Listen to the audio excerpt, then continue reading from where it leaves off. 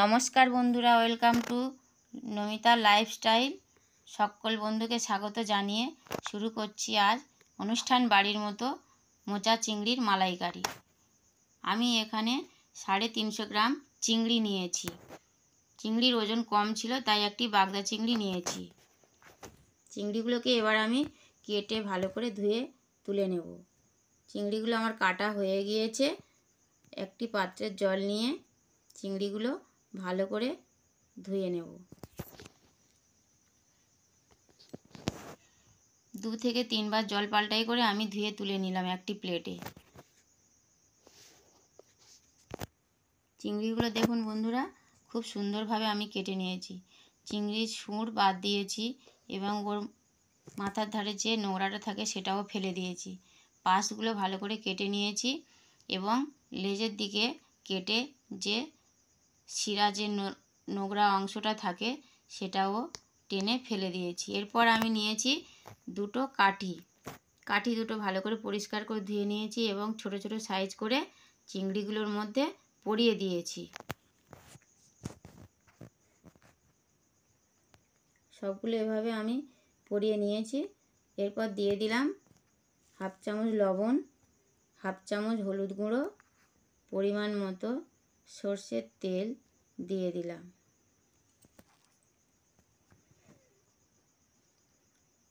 সবগুলো উপকরণ দিয়ে আমি ভালোভাবে মেখে নেব।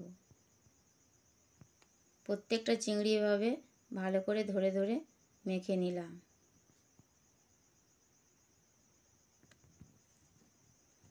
মাখানো হয়ে গিয়েছে। এরপর কিছুক্ষণের জন্য রেস্টে রাখলাম। এরপর আমি নিয়েছি এখানে শিলে বাটা মশলা, পরিমাণ মতো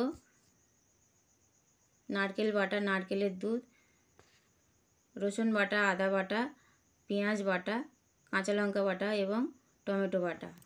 ফোড়নের জন্য নিয়েছি দারচিনি, লবঙ্গ ও এলাচ দুটো। এরপর গ্যাসে কড়াই বসিয়ে গরম করে নিয়েছি। তার মধ্যে দিয়ে দিলাম পরিমাণ মতো সর্ষের তেল।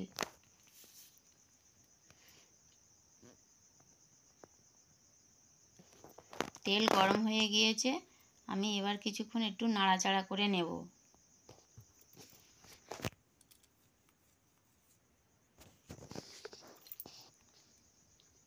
এরপর দিয়ে দেবো মেখে রাখা চিংড়িগুলো। চিংড়িগুলো আমি দিয়ে এবার 2 সাইড 1 মিনিট করে ধরে ভেজে তুলে নেব। বেশিক্ষণ আমি চিংড়ি ভাজবো না। বেশিক্ষণ ভাজলে চিংড়িগুলো শক্ত হয়ে যাবে, খেতে ভালো লাগবে না। চিংড়িগুলো আমার প্রায় ভাজা হয়ে এসেছে।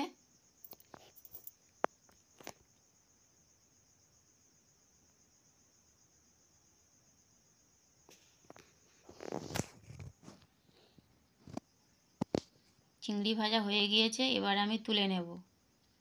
একটি পাত্রে আমি তুলে নিলাম।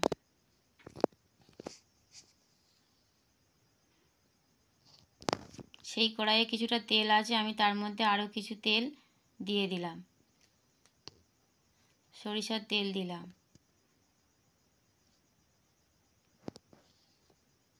এরপর দিয়ে দেবো গোটা ফোড়ন, 2টো এলাচ ফাটিয়ে দিলাম, 2টো দারচিনি, 2টো লবঙ্গ। এরপর দিয়ে দেবো 1/2 চা চামচ গোটা জিরে।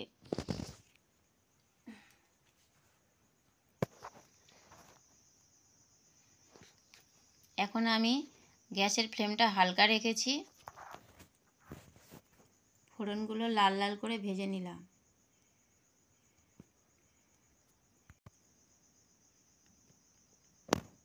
ফোড়নটা ভাজা হয়ে গিয়েছে। এর মধ্যে দিয়ে দেবো বেটে রাখা মশলা। এখানে নিয়েছি 2টো পেঁয়াজ, ভালো করে আমি বেটে নিয়েছি। 2 টেবিল চামচ আদা বাটা, 2 টেবিল চামচ রসুন বাটা, 2 টেবিল চামচ কাঁচা লঙ্কা বাটা এবং একটি গোটা টমেটো বাটা। সবগুলো মিশ্রণ আমি দিয়ে ভালো করে কষিয়ে নেব।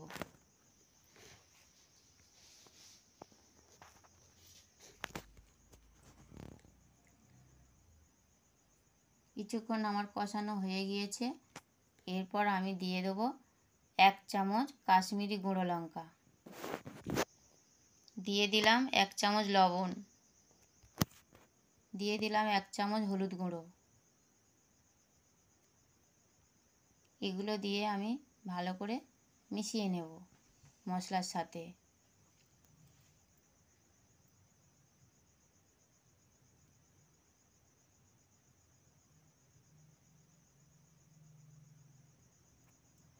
এরপর দিয়ে দেবো 1 চামচ গুঁড়ো লঙ্কা।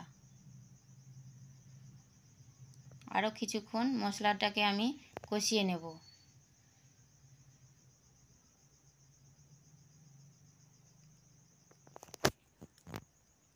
এরপর দিয়ে দিলাম নারকেল বাটা।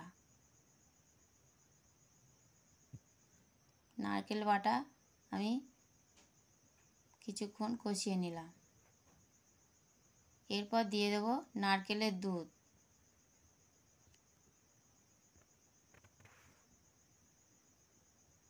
সেই নারকেলের দুধের পাত্রটা ধুয়ে কিছুটা গরম জল দিয়ে দিলাম।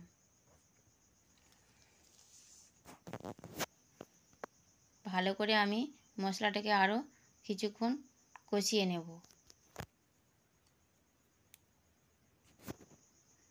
5 মিনিটের জন্য ঢাকা দিয়ে দিলাম।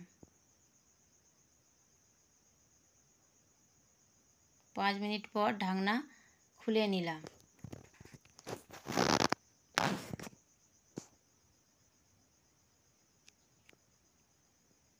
আরও কিছুক্ষণ আমি মশলাটাকে কষিয়ে নেব। যতক্ষণ না মশলা থেকে তেল ছেড়ে দিচ্ছে ততক্ষণ আমি মশলা এভাবে কষিয়ে নেব। এরপর দিয়ে দিলাম 1 চামচ ধনিয়া গুঁড়ো, এরপর দিয়ে দিলাম 1 চামচ জিরা গুঁড়ো, এরপর দিয়ে দিলাম 1 চামচ চিনি। মশলাটা আমার অনেকটা কষা হয়ে গিয়েছে। এরপর দিয়ে দেবো এতে ভেজে রাখা চিংড়িগুলো। চিংড়িগুলো দিয়ে ভালো করে আরও কিছুক্ষণ মিশিয়ে নেব। মশলা থেকে আমার তেল ছেড়ে দিয়েছে। এরপর দিয়ে দিলাম চিংড়িগুলো। বন্ধুরা, ভিডিওটি ভালো লাগলে অবশ্যই লাইক, কমেন্ট ও শেয়ার করবেন। আমার চ্যানেলে নতুন হয়ে থাকলে অবশ্যই চ্যানেলটিকে সাবস্ক্রাইব করবেন। এভাবে নতুনত্ব ভিডিও সবার আগে আপনার কাছে পৌঁছে যাবে।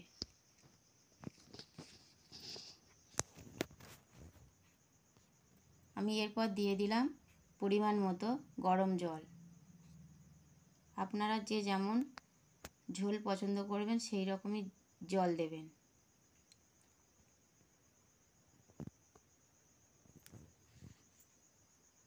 দশ মিনিটের জন্য ঢাকা দিয়ে দিলাম। 10 মিনিট পর ঢাকা খুলে নিলাম। এরপর দিয়ে দেব 1/2 চামচ গরম মশলার গুঁড়ো, 1/2 চামচ ঘি। বন্ধুরা, আমার মোচা চিংড়ির মালাইকারি রেসিপিটা তৈরি হয়ে গিয়েছে। বন্ধুরা, এভাবে একবার বাড়িতে এই মালাইকারি বানিয়ে দেখুন, খুবই ভালো লাগবে। আজকেকার মতো ভিডিওটা আমি এখানেই শেষ করলাম। আশা করি সবাই ভালো থাকবেন, সুস্থ থাকবেন। আবার দেখা হবে পরের রেসিপিতে।